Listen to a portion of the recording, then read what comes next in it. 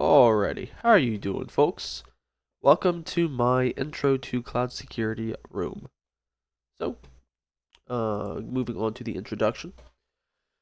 Cloud computing, learning objectives, understanding cloud security models, security through policies and procedures, security through identity and access management, security through networking management, and security through storage management. Let's do it.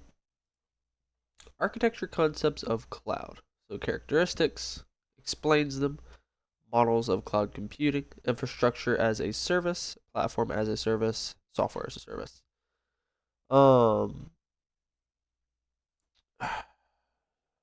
so with this right here, operating systems like Windows, for example, gives you something to use. Platform as a service, responsibility, and software as a service. I forget. I'm pretty sure. I'm trying to think of one as software as a service, like apps, for example, like a subscription service. Like Spotify, for example, would be a good one like this. And then platform as a service, be something like Steam that you use to play your video games, things like that. Moving on, infrastructure as a service, what will be deployed by the vendor, hardware, and what is the type of cloud dedicated to a single customer called private. So private cloud. Cloud security concepts. Cloud daily cycle. So create moves on to store, which moves on to use, which moves on to share, then archive, then destroy, then create. It's a cycle. This shows explaining each. Use, share, archive, and destroy. Security issues in the cloud and its solutions. So data confidentiality, virtualization issues, insecure interfaces and API, malicious insiders, account or service hijacking, access control mechanisms. It's kind of hard to keep everything confidential, especially whenever it comes to data miners and people that are just trying to stir up trouble. But most of the time, people keep it together pretty well and are able to keep important information and important data confidential so that POSs and programs can run effectively and not be tampered with by third parties. Virtualization. Um,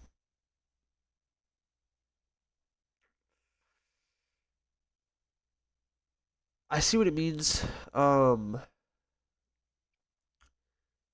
it's not with this. It's trying to keep people from isolating themselves due to the virtualization process. So this happened especially during 2020, during all that mess.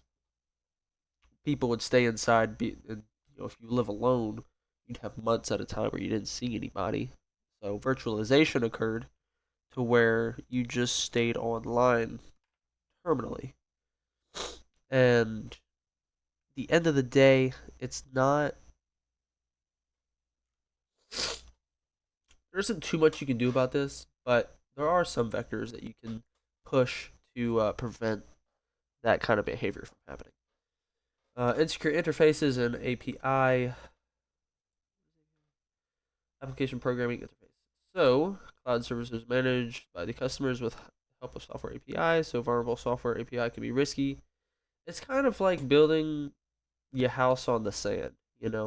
If you have an interface that you made and it's a bad API, it's gonna be a bad interface. Um, it's just choosing your right tools, really. Malicious insiders kind of explains itself. If you've got a snake on your team, you don't really have much of a team, do you? Service hijacking. This happens a lot with the bigger companies. Um, Google, for example, no, excuse me, Microsoft had that big um service disruption, like nationwide. It was like hospitals couldn't function and everything. I forget what year it was. I'm pretty sure it was like 22. But yeah, it was huge. And that was a prime example of hijacking right there because it completely disabled the nation. Well, not the nation, but a lot of aspects of life. Access control mechanism. Uh, you have to be able to essentially pop open the hood of your program whenever, with it staying live. The only issue with this is that whenever you leave the door open, people normally like to walk through. That shouldn't be. Um, so you got to put kind of like a gate or a passcode at the door. I'm using metaphors, by the way. It's just that access control mechanism. It's a keypad at the door that lets certain people in, keeps most people out, and keeps your program from being hijacked and misused by malicious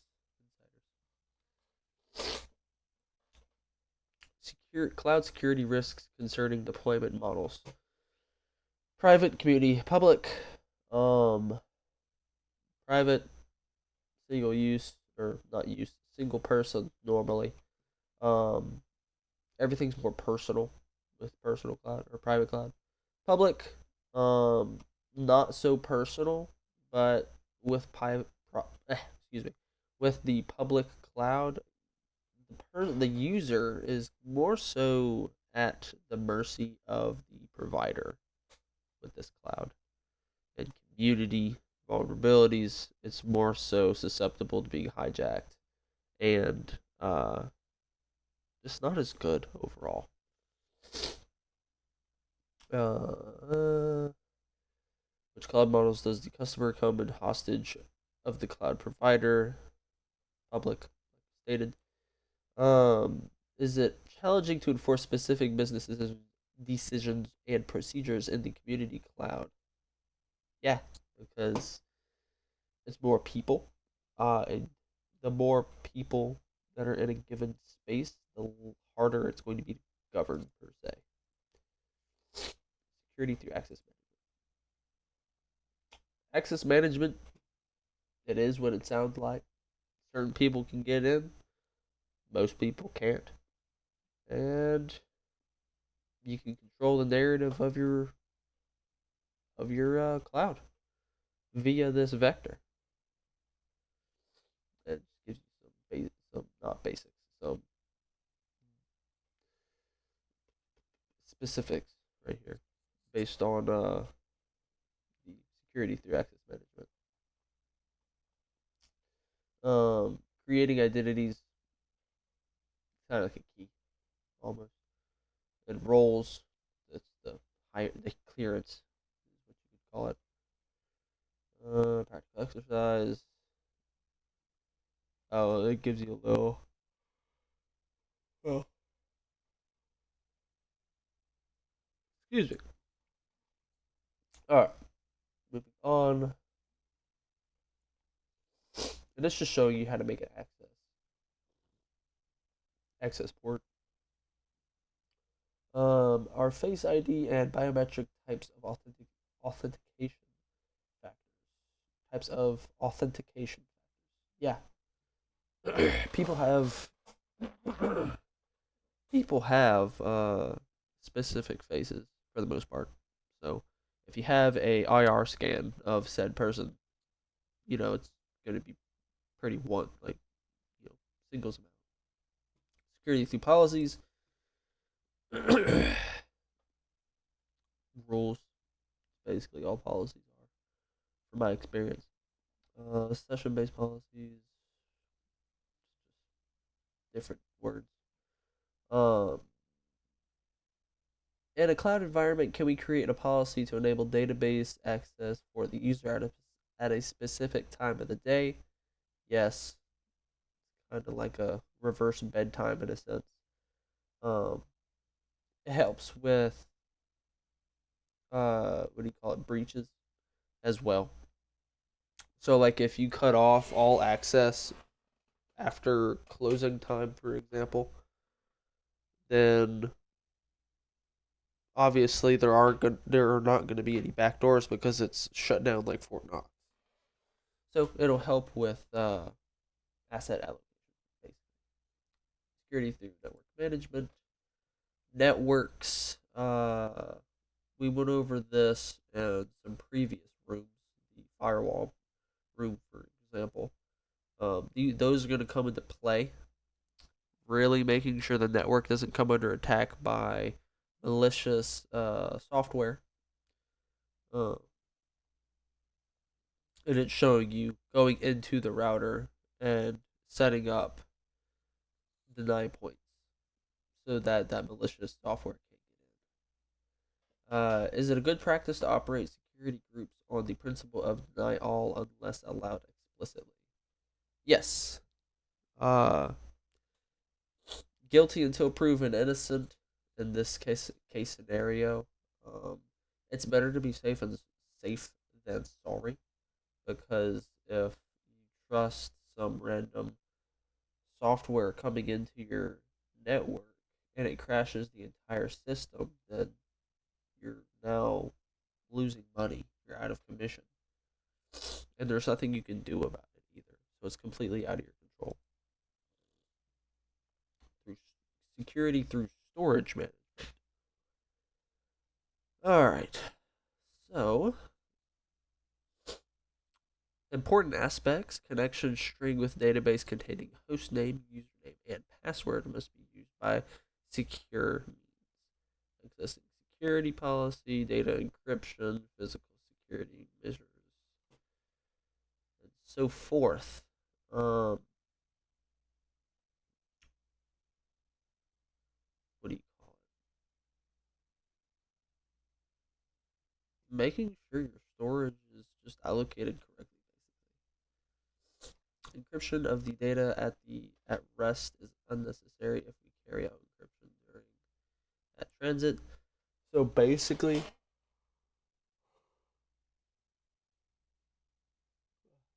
what people will do is they will attack databases, which is data at rest or data that's not working, and they'll basically steal the data from these databases and spread it, whether it be some um,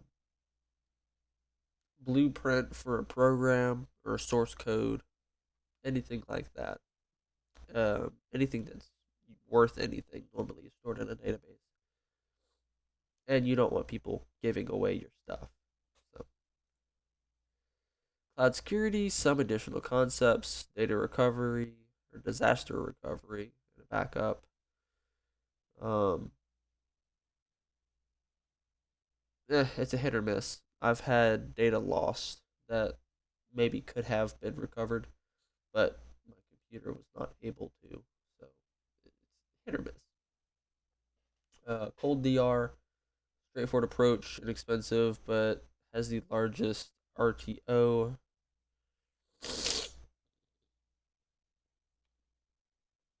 So straightforward. Um,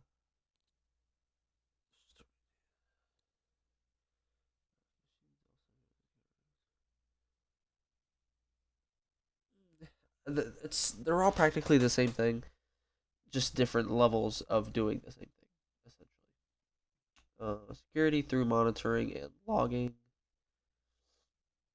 It's what it sounds like. It's making sure your logs match up with what is happening around you. Um, Especially like break-in attempts and so forth. Little exercise that you can do. Updates and patching. Making sure that your software is up to date is very important, especially your antiviruses. Um, there's been plenty of people that got because they never updated their antiviruses. And that's the whole point of the Windows updates, because they have an excellent antivirus system at your disposal. Is it a good practice to keep disaster recover backups of a server in the same vicinity or a data center? No. It's kind of like mold. If your backups are destroyed and your data center or server is destroyed, then everything is gone forever. And it kind of defeats the purpose of a backup in the first place, you know. But anyways, that's the conclusion. Um Thank you for watching, and I will see you soon. Bye bye.